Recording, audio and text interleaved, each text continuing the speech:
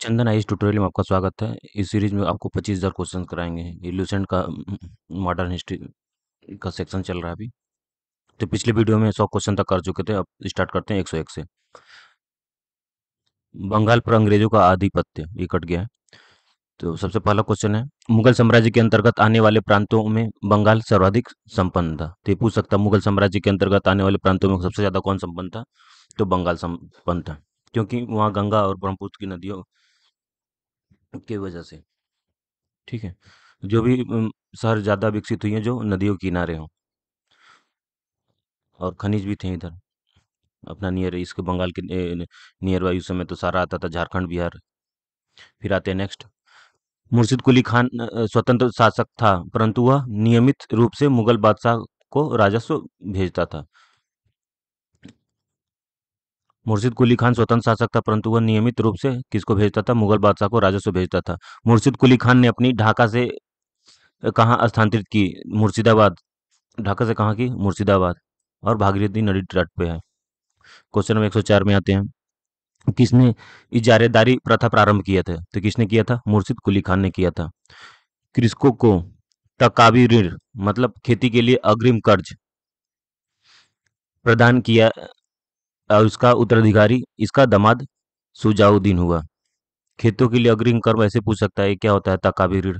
तो खेतों के लिए अग्रिम कर्ज इस प्रेजेंट टाइम का क्या है? किसान क्रेडिट कार्ड। एडवांस में पैसा ले लीजिए, 6 महीने बाद जमा कीजिए, या फसल होने के बाद। 1740 ईस्वी में किस युद्ध में सर्फराज को मारकर बिहार के सर सूबेदार अलीवर्दी खान बंगाल का नवाब बना? इसने अपने शासनकाल में मुगलों को राजस्व देने बंद कर दिया। तो कौन सा युद्ध था वो? 1740 में गिरिया का युद्ध था। किसके शासनकाल में बंगाल इतना समृद्धशाली बन गया कि बंगाल को भारत का स्वर्ग कहा जाने लगा? तो सूबेदार अलीवर्दी खान। ठीक है। तो ऐसे याद कर लेंगे, भारत का स्वर्ग कैसे बनेगा? जब वर्दी पहन लेंगे, तो वर्दी से कोरिलेट करेंगे, सूबेदार अली वर्दी खान। इसका उत्तराधिकारी इसका दामाद सिराजुद्दौला था। नेक्स्ट। कब कालकोठरी की त्रासदी, ब्लैक होल ऑफ ट्रेजिडी नामक घटना घटी? तो 20 जून 1756 में। 20 जून 1756 को। इस घटना के रचयिता जेड हालवेल के अनुसार नवाब सिराजुद्दौला ने 20 जून की रात में 146 अंग्रेज व्यक्तियों की एक छोटी सी कोठरी में बंद कर दिया था। अगले दिन सुबह 146 में से केवल 23 व्यक्ति जिंदा बचे थे, और उनमें से एक जो हालवेल था वो भी खुद था। प्लासी की युद्ध 23 जून 1757 को किसके बीच हुई है? तो अंग्रेजों के सेनापति रॉबर्ट क्लाइव और बंगाल के नवाब सिराजुद्दौला। ठीक है। तो सी से क्लाइव याद रखेंगे, यस से सिराजुद्दौला, सी एस याद कर लेंगे। जिससे नवाब अपने सेनापति मीर जाफर को बंगाल का नवाब बनाया। प्लासी की लड़ाई में मोहनलाल और मीर मदान के नेतृत्व में एक छोटी सी सेना नवाब के वफादार रही। मीर मदान लड़ते हुए मारा गया। प्लासी भागीरथी नदी के किनारे है। ये पॉइंट याद रखेंगे। क्लाइव के हाथों की कठपुतली नवाब मीर जाफर को अंग्रेजों ने 1760 में हटाकर उसके दामाद मीर कासिम को बंगाल का नवाब बना दिया।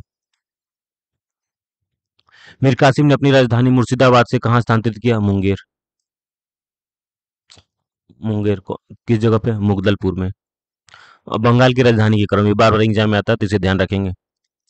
सबसे पहले ढाका था, ढाका से कहाँ गया? मुर्शिदाबाद। और किसने कराया? मुर्शिद कुली ने, तो कुली याद रखेंगे। ठीक है। मुर्शिदाबाद से मुंगेर, तो मीर कासिम। तो यहाँ पे कुली, यहाँ कसम याद कर लीजिए। पहले कुली आएंगे, फिर कसम से मीर कासिम याद हो जाएगा आपको। तो ढाका से मुर्शिदाबाद, मुर्शिदाबाद से मुंगेर। भूल भी जाएंगे तो क्या रहेगा, याद रखेंगे, डीएम, डी एम। ठीक है। डी से ढाका, मुर्शिदाबाद, मुंगेर। बक्सर का युद्ध 1764 में किसके मध्य लड़ा गया? बक्सर का युद्ध 1764 में अंग्रेजों एवं मीर कासिम के अवध के नवाब सिराजुद्दौला और मुगल सम्राट शाह आलम द्वितीय के बीच हुआ था। इस युद्ध में अंग्रेजों की विजय हुई थी। इस युद्ध में अंग्रेज सेनापति कौन था? तो हेक्टर मुनरो था। बंगाल के नवाब, ये क्रम बार बार पूछता है, तो इसको ट्रिक के माध्यम से अगले एक छोटा सा वीडियो बनाएंगे, जिसमें आपको ट्रिक के माध्यम से सारे बंगाल के नवाब याद हो जाएंगे। अभी ब्रेन मैपिंग के लिए देख लीजिए। सबसे पहले क्या था? पहला मुर्शिद कुली खान थे, 1713 से लेकर 1727 में। तो एक क्रम याद कर लेंगे, कब से शुरू हुआ था? 1713 से 1727। सबसे पहले कुली थे मुर्शिद कुली खान, तो सबसे पहले कुली याद कर लेंगे। दूसरे नंबर सुजाउद्दीन, ठीक है। तो कुली का क्या हुआ, पैर सूज गया था, सामान ढोते रहे होते, हैवी वेट की वजह से चलते चलते कुली दिन रात स्टेशन में चलते रहते हैं। तो कुली पैर सूज गया, सुजाउद्दीन। तो सुजाउद्दीन का है 1727 से लेकर 1739 तक, कुली का पैर सूज गया। फिर उसके बाद कौन आया, सरफराज खान आया। सूझ गया तो वो घर ही में बैठ गया, कौन आया, सरफराज। सिर्फ आपको याद कराने के लिए। तो सरफराज खान आए 1739 से 1740 में। और सरफराज खान ने क्या किया, अपना वर्दी पहन लिए। तो अली वर्दी खान का कब से है, 1740 से 1756 में। तो चार कैसे याद हो गया, कुली आया पैर सूज गया, फिर सरफराज आया उसने क्या किया, वर्दी पहन लिया। ठीक है, वर्दी पहन लिया। ठीक है, फिर कौन आए, सिराजुद्दौला 1756 से 1757 में। सिराजुद्दौला के बाद मीर जाफर आए, 1757 से 1760। मीर जाफर आए, मीर जाफर के बाद मीर कासिम। तो याद रखेंगे मीर जाफर ने क्या किया, एक बार कसम खाया हम नहीं करेंगे। तो 1760 से 1763। ठीक है, फिर कसम खाने के बाद फिर मार जब मीर जाफर आए 1763 से 1765। मीर जाफर के बाद फिर आए निजामुद्दौला 1765 से 1700, ये 76 है, 66 है, 66। ठीक है, 65 66 एक ही साल के लिए निजामुद्दौला आए थे, 65 से 66 तक। तो निजामुद्दौला, तो निजाम बोले हम सेफ हैं, तो सैफुद्दौला, सैफ उद्दौला, ये 1766 से 1770। लास्ट में मुबारक उद्दौला 1770 से 1765, लास्ट वाले को बोल देगा भाई मुबारक हो। तो मुबारक उद्दौला 1770 1765। तो इस तरह आपको याद हो गया, पहले कुली आएंगे पैर सूज जाएगा, फिर सरफराज आएंगे वर्दी पहनेंगे, फिर सिराजुद्दौला आएंगे,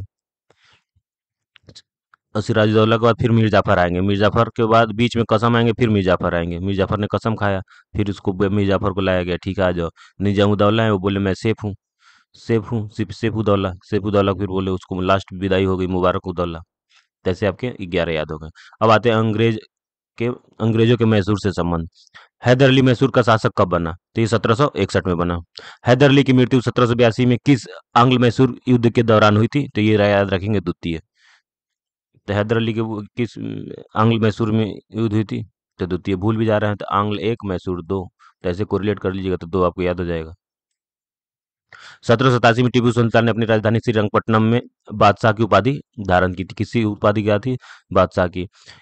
इसने अपनी राजधानी श्रीरंगपट्टनम में किसका वृक्ष लगवाया था, स्वतंत्रता का वृक्ष, ये बार पूछता है। स्वतंत्रता का वृक्ष लगवाया था। और साथ ही जैकोबिन क्लब का सदस्य बना था, किसका सदस्य बना था, जैकोबिन क्लब का।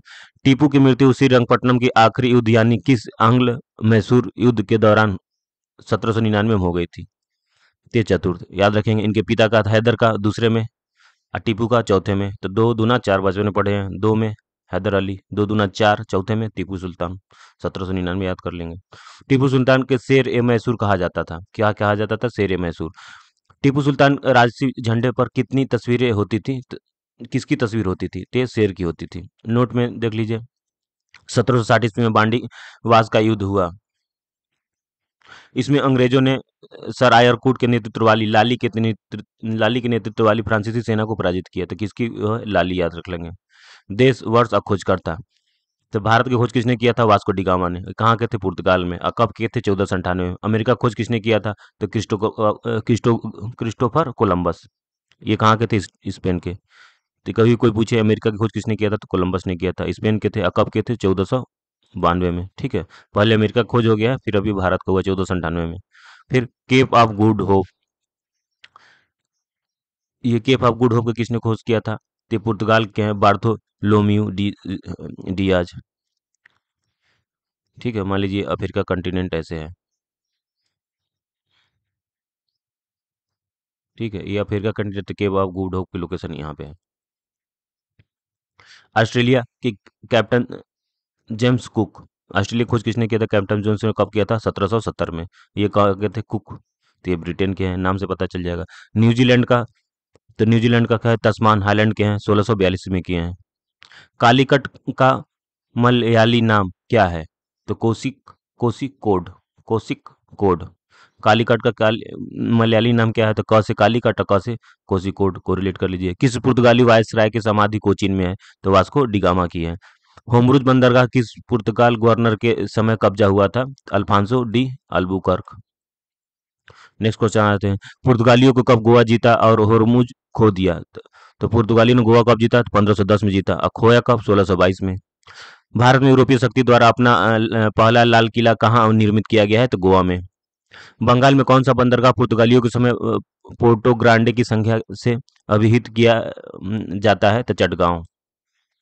भारत में पुर्तगाली समुद्री साम्राज्य को कौन सी उपमा दी जाती है? Estado the India.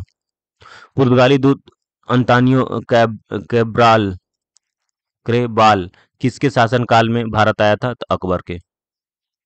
तो पुर्तगाली दूत अंतानियो क्रैबाल किसके शासन काल में भारत आया था? तो ये क्रैबाल का ब पकड़ लीजिए, तो अकबर बर, तो ऐसे कोरिलेट कर दिया, चार ऑप्शन में पता चल जाएगा।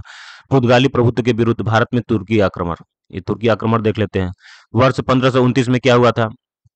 सुलेमान रईस, आक्रांता कौन था? सुलेमान रईस, स्थान था गुजरात तट पे। फिर 9 साल बाद 1538 में सुलेमान पाशा दीव पर। 1551 में पेरी रईस मस्कट और भुज पर।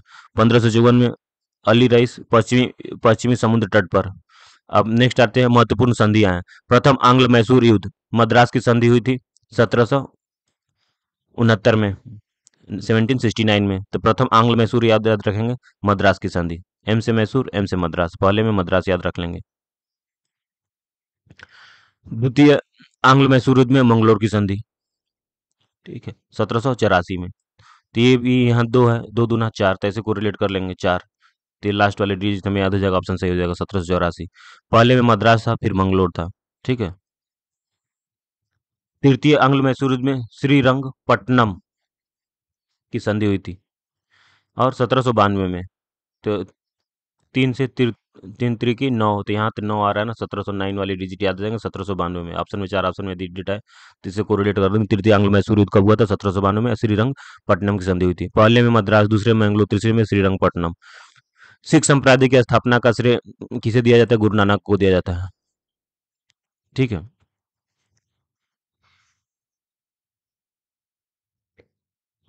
गुरु नानक के अनुयायी ही सिख कहलाए थे, गुरु नानक के जो फॉलोअर थे वही सिख कहलाए थे।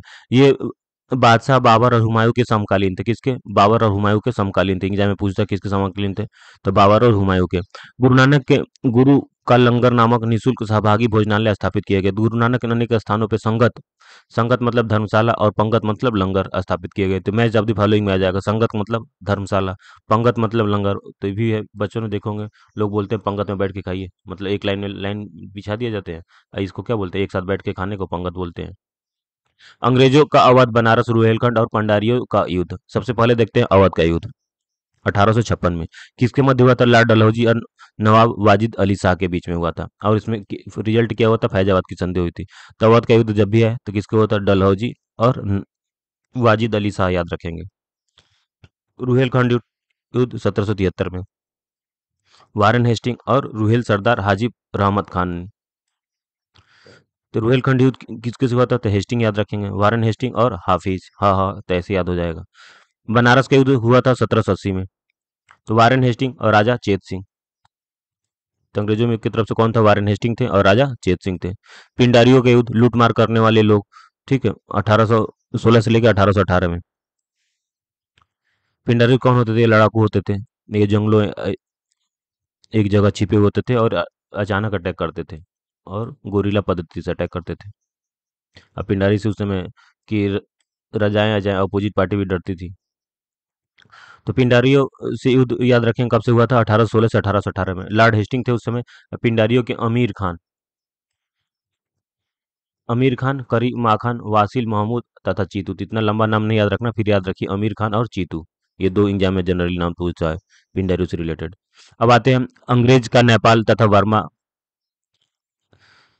बर्मा प्रेजेंट टाइम में म्यांमार से युद्ध। तो नेपाल युद्ध कब हुआ था? तो 1814 से 1816 में। तो लॉर्ड हेस्टिंग थे और गोरखा था, ठीक है। गोरखा रेजिमेंट अभी भी सुनते हैं, ये काफी मेहनती और ईमानदार होते हैं, अभी भी इंडियन आर्मी में गोरखा रेजिमेंट कंटिन्यू है। तो नेपाल युद्ध कौन सा हुआ था? तो लॉर्ड हेस्टिंग और गोरखा। और इसमें क्या हुआ था? संगौली की संधि हुई थी 1816 में। फिर बर्मा का प्रथम युद्ध 1824 से 1826 के बीच हुआ था। लॉर्ड अमहर्स्ट थे और बर्मा थे। और इसके रिजल्ट क्या हुआ था? यांडू की संधि हुई थी 1836। एग्जाम में सीधे पूछता है यांडू की संधि कब हुई थी? तो 1826 में। ये किसका रिजल्ट था? बर्मा का प्रथम युद्ध का था। तो प्रथम युद्ध में ते से फर्स्ट फर्स्ट एम एम हर्ष से याद कर लेंगे। अब बर्मा अब बर्मा बर्मा से इसी को रिलेट हो जाएगा। बर्मा का प्रथम युद्ध तो बर्मा हो गया, ए से एम हर्स्ट हो गया, तो ऐसे याद रख लीजिए। बर्मा का द्वितीय युद्ध, तो बर्मा तो रहेगा ही, दूसरे में कहा आ जाएंगे लॉर्ड डलहौजी आ जाएंगे। और कब हुआ था? 1852 में। अंग्रेजों का अफगान सिंध और सिखों से युद्ध, तो अफगान युद्ध 1838 1842 में, तो लॉर्ड आकलैंड थे और अफगान थे। तो अफगान युद्ध में तो एक तो अफगान आ गया। अब ठीक है, अपोजिट टीम में कौन है? आकलैंड। इसका रिजल्ट क्या हुआ? त्रिपक्षीय संधि हुआ। सिंध युद्ध 1843 में, तो सिंध युद्ध से तो सिंध का शासक ऐसे आपको याद हो जाएगा। अपोजिट वाले टीम थे लॉर्ड एलन बरो। प्रथम सिख युद्ध, तो 1845 से 1846 याद रखेंगे। कब? 1845 से 1846। तो प्रथम सिख युद्ध में तो सिख तो एक आ गया जिनकी हार हुई थी। दूसरा अपोजिट पार्टी में याद रखेंगे लॉर्ड हार्डिंग। ठीक है, तो प्रथम सिख युद्ध कैसे याद रहेगा आपको? सिख तो याद हो गया। आप जब कभी गुरुद्वारे जाते हैं, जब खूब भीड़ होती है, तो खूब भीड़ होती है तो एंट्री गेट पे क्या लगा देते हैं? हार्डिंग लगा दिया जाता है, बांस के डंडे लगा दिए जाएंगे। ठीक है, कि लोग घूम घूम के ऐसे ऐसे मतलब जाए, तो ऐसे याद कर लेंगे। प्रथम सिख तो गुरुद्वारा याद आ जाएगा, भीड़ होती है तो क्या बोलते हैं? होर्डिंग लगा देते हैं कि भीड़ को कंट्रोल करने के, तो हार्डिंग से हमें लॉर्ड हार्डिंग याद हो जाएगा। तो हार्डिंग और सिख, इसका रिजल्ट क्या था? लाहौर में संधि था। लाहौर में संधि 1846। नेक्स्ट द्वितीय सिख युद्ध, तो द्वितीय सिख युद्ध तो सिख याद रहेंगे। इसमें क्या थे? लॉर्ड डलहौजी। पहले में कौन था? लॉर्ड हार्डिंग थे। द्वितीय में लॉर्ड डलहौजी आ गया। तो 1848 से 1849 में, 1849 में पंजाब पर पूर्ण अधिग्रहण हो गया था, अंग्रेज पूरी तरह से कब्जा कर लिए थे। एक चीज यहाँ पे देखिए, अफगान युद्ध में प्रथम में आकलैंड थे, और अफगान तो थे ही। सिंध युद्ध में एलन बरो थे, सिंध के शासक थे। प्रथम सिख युद्ध में सिख के अपोजिट टीम क्या थी? लॉर्ड हार्डिंग थी। द्वितीय में लॉर्ड डलहौजी था, ऐसे याद कर लेंगे। पहले में हार्डिंग, दूसरे में डलहौजी। अब आते हैं गुरु नानक की। 1538 ईस्वी में करतारपुर में क्या हो गया? मृत्यु हो गया। गुरु अंगद 1539 से 39 से 52 तक इस सिखों के दूसरे गुरु थे। इनका प्रारंभिक नाम लाहना था। ठीक है, तो ट्रिक क्या है? गुरु अंगद अमर है, पहले गुरु नानक हो गया, दूसरे अंगद हो गया। ठीक है, तीसरे अमरदास हो गए। इन्होंने नानक द्वारा शुरू की गई लंगर व्यवस्था को अस्थायी बना दिया, परमानेंट बना दिया। आज भी आप गुरुद्वारे में जाइए, लंगर में खाइए। गुरुमुखी लिपि का आरंभ किसने किया था? तो गुरु अंगद ने किए थे। तो एग्जाम में भूल भी जाते, कैसे याद रख? गुरु से तो गुरु याद रखेंगे, आरंभ से अ से आरंभ, अ से अंगद, तो ऐसे कोरिलेट कर लीजिए तो याद हो जाएंगे। सिखों के तीसरे गुरु थे अमरदास, 1552 से लेके 1574 तक। गुरु अमरदास के हिंदुओं के पृथक होने वाले कई कार्य किए हैं। हिंदुओं की अलग विवाह पद्धति को क्या कहते थे? लवन प्रचलित था। तो ऐसे एग्जाम में आ सकता है कि गुरु अमरदास ने हिंदुओं को पृथक होने वाले कई कार्य किए हैं। हिंदुओं में अलग विवाह पद्धति लवन को प्रचलित है, तो लवन याद रख लेंगे। विवाह को लवन क्या है? प्रचलित है। अकबर के गुरु अमरदास से गोविंद लाल जाकर भेंट की और गुरु पुत्री बीबी भानी को कई गांव दान में दिए। बीवी के पति रामदास 1574 से 1581 में सिखों के क्या थे? चौथे गुरु थे। अकबर ने बीवी भानी को कितना? 500 बीघा भूमि दान की थी। गुरु रामदास ने इसी भूमि पर अमृतसर नामक जलाशय खुदवाया और अमृतसर नगर की स्थापना की।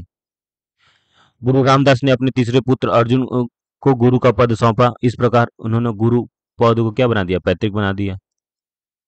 गुरु अर्जुन 1581 से 1606 ईस्वी में सिखों के पांचवें गुरु हुए। इन्होंने सिखों पर धार्मिक ग्रंथ आदि ग्रंथ की रचना की। पूछता किस ग्रंथ की रचना की? तो आदि ग्रंथ की थी। इसमें गुरु नानक ने प्रेरणाप्रद प्रार्थनाएं और गीत संकलित हैं। गुरु ग्रंथ साहिब यानी आदि ग्रंथ में सिख गुरुओं के साथ साथ कबीर, नामदेव, रैदास की रचनाओं को भी सम्मिलित किया जाता है। तो यूपीपीसीएस में इस तरह पूछ सकता है डायरेक्ट कि गुरु ग्रंथ साहिब यानी आदि ग्रंथ में सिख गुरुओं के साथ किस किस की? तो ये कबीर, राम और रैदास। तो कबीर से याद हो जाए, क से कबीर, कबीर कर लास्ट र पकड़िएगा तो रैदास हो जाएगा। और ये क्या है? ये तो नाम है, तो नामदेव। तो ऐसे तीनों याद हो जाएंगे। गुरु अर्जुन ने अमृतसर जलाशय के मध्य में हरमंदर साहब का निर्माण कराया। तो जलाशय के मध्य में किसका कराया? हरमंदर साहब का। राजकुमार खुसरो की सहायता करने के कारण जहांगीर ने 1606 ईस्वी में गुरु अर्जुन को मरवा दिया।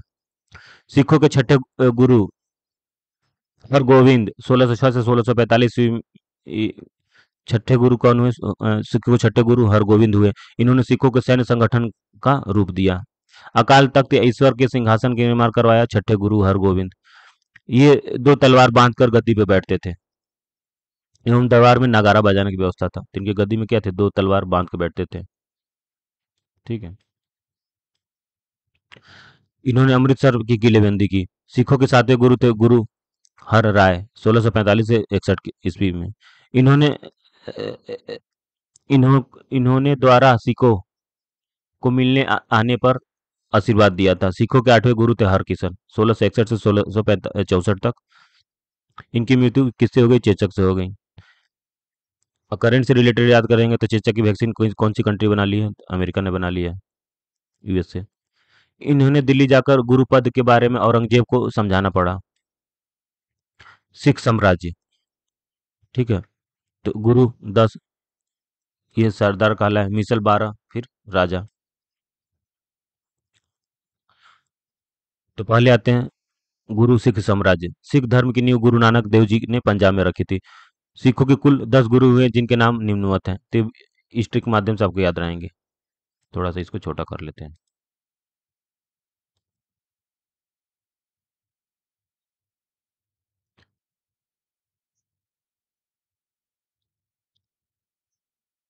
ऐसे याद हो जाएंगे। अब देखिए, गुरु अंगद अमर रहे।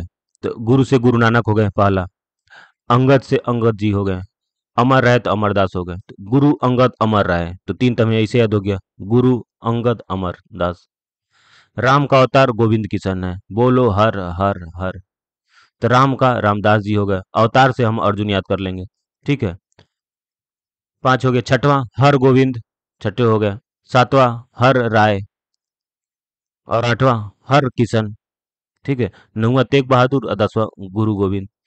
तो जनरली जितने पंजाब के लोग होते हैं, मतलब अच्छी आदत है उनकी, कोई भी बात बोले तो बोलते हैं जी, हाँ जी, हाँ जी। तो जी जी याद रखेंगे। जी और जी। तो जी से गुरु गोविंद। पहले क्या थे, तो गुरु नानक, पहले ना लगा देंगे इसमें जी जी। पहले गुरु नानक हो जाएंगे, लास्ट में गुरु जी जी, गुरु गोविंद। गुरु नानक गुरु गोविंद, ऐसे पहले या 10वां हमें याद हो गया। ठीक है। और 9वें में तेग बहादुर याद रखेंगे। तो गुरु अंगद अमर रहे, राम का अवतार गोविंद की सम, बोलो हर हर। तीसरे में 10 याद हो गए। अब यह सिखों के 10वें और अंतिम गुरु थे। इन्होंने आनंद, अब बड़ा कर लेते हैं। यह सिखों के 10वें और अंतिम गुरु थे। इन्होंने आनंदपुर नामक नगर की स्थापना की थी। 1699 इन्होंने खालसा पंथ की भी स्थापना की थी। तो एग्जाम में पूछे खालसा पंथ की किसने स्थापना की थी। ठीक है। थे जो अंतिम गुरु नानक जी ने खालसा पंथ की स्थापना की थी। अब खालसा और खलीसा में अंतर क्या है, मैच द फॉलोइंग में आ जाएगा। खालसा इधर देगा, एक सिखों की फौज थी, सरकारी भूमि। तो ये खालसा में एक सिख फौज थी, और खलीसा में खलीसा, तो छोटी ये सरकारी में भी ई की मात्रा आ रहा था, ऐसे लिए याद कर लीजिएगा। सरकारी भूमि खलीसा आ जाएगा, तो सरकारी भूमि मतलब राजस्व भूमि जिसमें टैक्स असूला जा सके। और खालसा क्या है, एक सिख फौज है। गुरु नानक जी 1469 से लेकर 1539 में, 1469 से 1539। जन्म हुआ था 15 अप्रैल 1469। स्थान है तलवंडी पंजाब में। पिताजी कालू जी है, माता तृप्ता है। मृत्यु हो गया 22 सितंबर 1539। मृत्यु के पश्चात करतारपुर स्थान का पूछ देगा, मृत्यु के स्थान कौन सा है, करतारपुर। गुरु नानक देव जी के सिखों के पहले गुरु थे। इन्होंने नानक पंथ की स्थापना किया था। तो नानक, गुरु नानक, तो नानक से नानक पंथ को रिलेट कर लीजिए। इब्राहिम लोदी के समकालीन थे। गुरु अंगद, इनका वास्तविक नाम लाना था, जो गुरुमुखी लिपि के लिए जाने जाते थे। इन्होंने खादुर में गुरु की गद्दी, गद्दी का मतलब इनके गुरु नानक जी के ग्रंथ, गुरु ग्रंथ को रखी बनाई गई, तथा गुरु नानक द्वारा चलाई गई लंगर व्यवस्था को नियमित रूप से संचालित रखा। देखिए, जिसपे ये गुरु ग्रंथ हम रख के मतलब पढ़ा जाता है, इसको गद्दी बोलते हैं। जिसपे ये बुक विराजमान है, मतलब खोल के पढ़ा जाता है। जनरली हम रामायण, क्या बोलते हैं, रामचरितमानस, इन बुक को भी इस पे जो भी धार्मिक किताबें होती है, जनरली इस पे इसी तरह रख के पढ़ा जाता है। तो जिस पे रखा जाता है जनरली लकड़ी या मेटल दोनों चीज का बना होता है, तो इसको गद्दी बोलते हैं। और जो इस पे ग्रंथ रखा गया तो गुरु ग्रंथ हो गया। अमरदास, इन्होंने अपनी गद्दी गोसंदवाल में स्थापित की। इनके अनुसार एक प्रमुख कथन है, पानी पीने से सभी रोग दूर हो जाते हैं। तो एग्जाम यदि द्वार कभी भी आ गया, पानी पीने से सभी रोग दूर हो जाते हैं, तो अमरदास। तो ऐसे याद रखेंगे। और जो अमृत होता है पीने से, अमृत क्या होता है, पानी लिक्विड फॉर्म में ही होता है, पीने से क्या होता है, लोग अमर हो जाते हैं। तो जब भी एग्जाम में आएगा पानी पीने से सभी रोग दूर हो जाते हैं, तो तुरंत हम अमृत याद कर लेंगे, अमृत से अमरदास, जैसे सही हो जाएगा। फिर रामदास 1574 से 1581 में, यह अमरदास के शिष्य और दामाद थे। तो इतिहास में जनरली देखा जाएगा शिष्य को लोग दामाद अपना बना ही लेते थे। तो रामदास के यहाँ ये अमरदास के शिष्य और दामाद थे। अकबर ने इन्हें 500 बीघा जमीन में दान दी थी। इसी भूमि पर अमृतसर नामक शहर बसाया गया। अमृतसर को रामदासपुर भी कहते हैं। रामदास अपना पुत्र अर्जुन देव को अपना उत्तराधिकारी बनाया। यहीं से गुरुपद्र को पैतृक या वंशज बना दिया गया। अब सबके बेटे बनते गए। अब एग्जाम में पूछ देगा पैतृक किससे बनाया गया, तो रामदास से।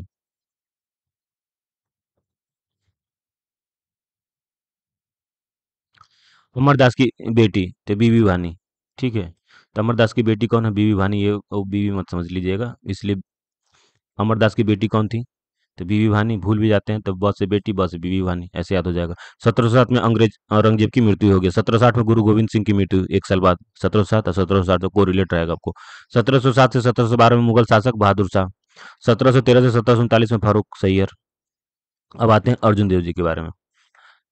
अर्जुन देव गुरु अमरदास के पुत्र थे। इन्होंने आदि ग्रंथ की रचना की थी। तो एग्जाम में पूछता है आदि ग्रंथ की किसने रचना की थी? अ से आदि, अ से अर्जुन देव, ऐसे को रिलेट कर लीजिए।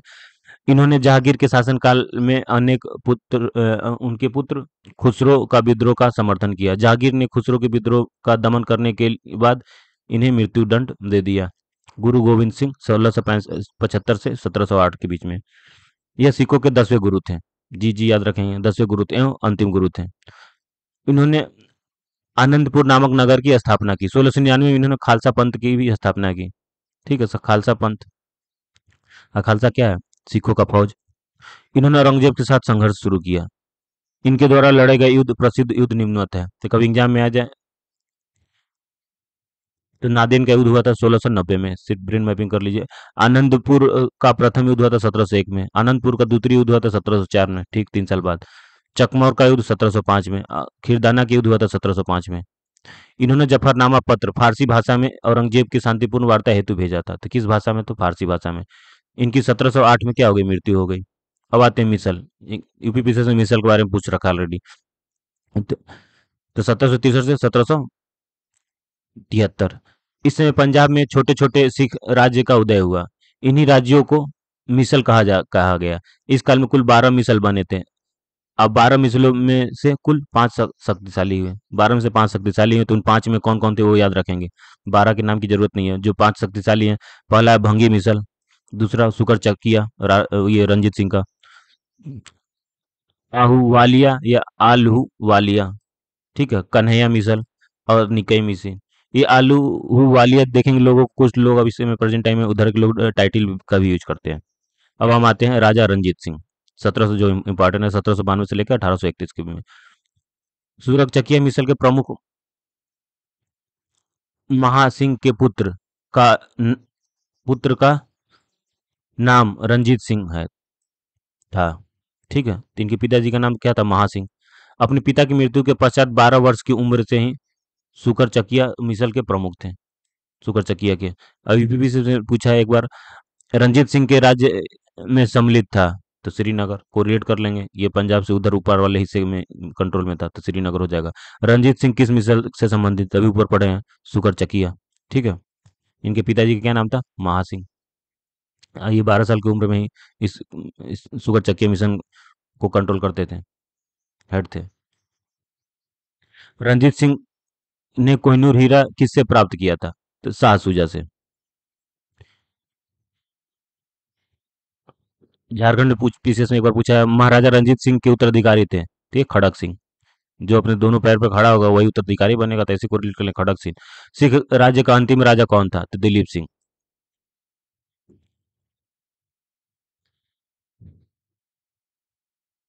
तो दिलीप सिंह कैसे याद रखेंगे? आजकल क्या है, यदि कोई गुजर जाता है तो कुछ दिन लोग उसका क्या लगाते हैं? डीपी, व्हाट्सएप पे।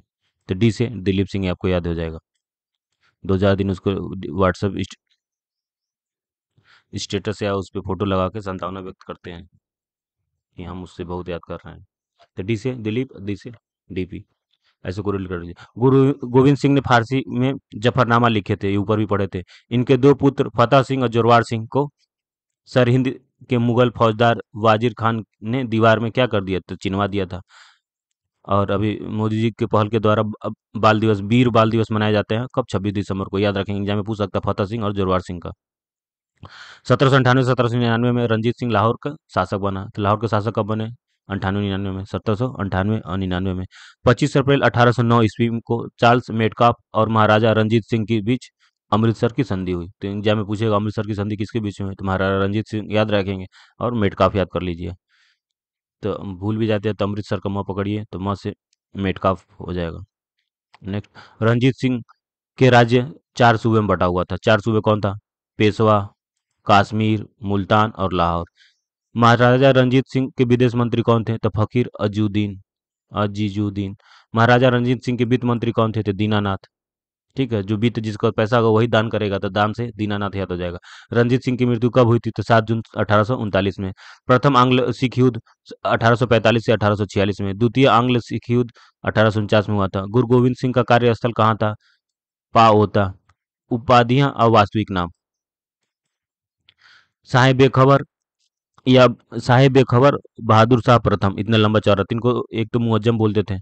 ठीक है, तो हम लोग कैसे स्टार्टिंग में याद किए थे, बहादुर शाह का ब, ब में याद करके रखे थे, ब ऐसे याद कर लीजिए। तो ब से बहादुर शाह, म से मुअज्जम, और दूसरे इनको शाह आला प्रथम भी बोलते थे। लंपट मूर्ख, तो जहादर शाह। तो जो मूर्ख होगा जहां तहां चला जाएगा, जहां तहां से जहादर शाह याद कर लीजिए। घृत कायर और गीदर शायर थे फरुख सियर, तो शायर से सियर हो जाएगा। ईरान के नेपोलियन को नादिर शाह, तो न से नेपोलियन, न से नादिर शाह याद कर लीजिए। रंगीला तो मोहम्मद शाह, इसको रोशन अख्तर भी बोलते थे, तो रंगीला याद रखेंगे, मोहम्मद शाह। शाहजहां द्वितीय रफी उद्दौला को था, दूसरा नाम था। शाह आलम द्वितीय को क्या बोलते थे, अली गौहर। जफर का बहादुर शाह द्वितीय, द्वितीय में बढ़ा जाएगा तो मतलब जफर को रिलेट कर रहे हैं। सवाई और मिर्जा राजा, सवाई किसको बोलते थे, तो जय सिंह को। और इसने किसने बोला था, जय सिंह, क्रमशः फर्रुख सैयद। ठीक है, फर्रुख सैयद ने बोला था सवाई जय सिंह को। अब मिर्जा राजा बोला था जय सिंह को, किसने, जहादर ने दिया था। ठीक है, तो जय सिंह को दो नाम से जानते थे, सवाई और मिर्जा राजा। सवाई किसने बोला, फर्रुख सैयद। मिर्जा राजा किसने बोला, जहादर शाह ने दिया। राजा को राजा राम मोहन राय, ना छूट गया, मोहन राय तकवर द्वितीय ने दिया था। ये बार बार एग्जाम में पूछता है, तकवर द्वितीय याद रखेंगे। राजा को उपाधि किसने दिया था, राजा राम मोहन राय को। इंटरपोलर कौन थे, इंटरपोलर पे ध्यान दीजिएगा, पोलर कौन थे, तो एशिया में मुक्त व्यापार करने वाले अंग्रेज व्यापारी थे इंटरपोलर। कौन सा बंदरगाह काली मिर्च निर्यात के लिए प्रसिद्ध है, तो कालीकट। कौन से काली मिर्च, कौन से कालीकट। भारत के पश्चिमी तट के निम्न में से किस स्थल पर इंग्लिश फैक्ट्री थी, तो तेलीचेरी में। इंग्लिश फैक्ट्री कहाँ थी, तेलीचेरी में। कलकत्ता की जमींदारी अंग्रेज के किस सूबेदार ने प्रदान की थी, जमींदारी, ते अजीम अजीमू शान, अजीमुस्सान, याद रखेंगे, नाम भी इनका अजीब है, तो अजीब से याद कर लेंगे। गोलकुंडा के सुल्तान द्वारा अंग्रेजों पर सुनहरा फरमान प्रदान किया गया, यूपी से 1994 में आया है, तो 1632 याद कर लीजिए। 16 दूना 32, भूल भी जाएंगे तो। सुनहरा, सुनहरा कब होगा आपके लिए, जब आपको पैसा डबल हो जाएगा। 16 रुपये लगाए थे, कितना हो गया था, 32, 1632 याद हो जाएगा। हुगली के बंगाल की खाड़ी में समुद्र में लूटपाट के लिए किसने अड्डा बनाया था, कट गया है, तो पुर्तगालियों ने बनाया था। हुगली से कोरिलेट कर लीजिए, पुर्तगाली। पुर्तगालियों ने गोवा पर अधिकार कब किया, तो 1510 में। निम्नलिखित में से किसने भारत के फ्रांसीसी कंपनी के संस्थापक माना जाता है, तो कार्ल बर्ट को। भारत में फ्रांसीसियों ने अपने सबसे पहला कारखाना 1668 में कहाँ लगाया था, तो सूरत में। आईएस 2003 में आ चुका है, तो याद रखेंगे, फ्रांसीसी। ठीक है, तो फ्राक खरीदने, आज भी कपड़ा खरीदने कहाँ जाते हैं हम लोग, सूरत में जाते हैं। पुर्तगालियों के विरुद्ध शाहजहां ने किस नगर का घेरा किया, तो किसने का किया, हुगली का किया। आंग्ल मराठा युद्ध एक दृष्टि में देखते हैं। आंग्ल मराठा युद्ध है, वर्ष और गवर्नर जनरल है, ये भी एग्जाम में डायरेक्ट पूछ देता है। तो सबसे पहला प्रथम आंग्ल मराठा युद्ध हुआ था 1775 से 1782 में। तो 1775 कैसे याद रखेंगे, 1975 में क्या है, इंदिरा गांधी इमरजेंसी लाई थी, तो इससे को रिलेट कर लेंगे। इमरजेंसी आएगा मतलब युद्ध। तो प्रथम आंग्ल मराठा युद्ध 1775 याद करेंगे। 75 से 82 में वारेन हेस्टिंग, पहले में वारेन हेस्टिंग थे और तीसरे में लॉर्ड हेस्टिंग थे। हेस्टिंग हेस्टिंग दोनों हैं, वारेन और लॉर्ड।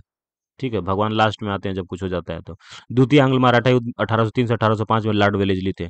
तृतीय आंग्ल मराठा युद्ध 1817-18 में लॉर्ड हेस्टिंग थे, याद रखेंगे। पहले में वारेन, दूसरे में लॉर्ड हेस्टिंग। हेस्टिंग कॉमन है, ऐसे याद हो जाएगा। अब मराठों द्वारा की गई प्रमुख संधियां एक दृष्टि में देखते हैं। संधि है, वर्ष है, असंधि करता है। पुरंदर की संधि पूछता है किसके मध्य हुई थी, तो ये जयसिंह और शिवाजी के बीच हुई थी। और कब हुई थी? 22 जून 1665 को। संगोली की संधि किसके बीच में हुई थी? तो बालाजी राव और राजाराम सेकंड के। और ये कब हुआ था? 1705 में। झलक की संधि कब हुई थी? तो ये 1752 हुई थी, बालाजी और हैदराबाद के निजाम। अब याद रखेंगे झलक दिखला जा, तो ये निजाम उजाम डांस ज़्यादा ये नुकर उकर कराते रहते हैं हैदराबाद के निजाम। तो ऐसे याद रख लेंगे, निजाम याद हो जाएगा, बालाजी ऐसे याद कर लीजिए। तो झलक की संधि 1752 में भूल भी जाएंगे तो झलक दिखला जाए तो यार निजाम याद आ गया। और ये अब ये कौन कर रही थी? बालायन डांस कर रही थी, तो बालाजी याद हो जाएगा। राक्षस भुवन की संधि, ति- ये 1763 में हुआ था, माधव राव हैदराबाद के निजाम के बीच में।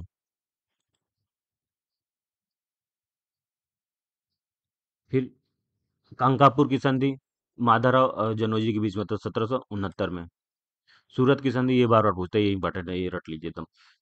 रघुनाथ राव और ईस्ट इंडिया कंपनी के बीच में था 7 मार्च 1775 में। तो 100 से सूरत, 100 से 7, 1775, ये कुरेलेट है, 77 है, तो ऐसे याद हो जाएंगे। 7 मार्च 1775 को सूरत की संधि हुआ था रघुनाथ राव और ईस्ट इंडिया कंपनी के बीच में। लास्ट में बड़गांव की संधि है 1789 में हुआ था, माधवराव नारायण और अंग्रेज के बीच में। तो बड़गांव की संधि कब हुआ था? 1779 में। और माधवराव नारायण राव और अंग्रेज के बीच में, तो सिर्फ नारायण भी याद रखेंगे तो ऑप्शन सही हो जाएगा, नारायण राव और अंग्रेज के बीच में। तो फिर नेक्स्ट क्लास में कंटिन्यू करते हैं। जय हिंद दोस्तों, लाइक कीजिए, सब्सक्राइब कीजिए। जय हिंद।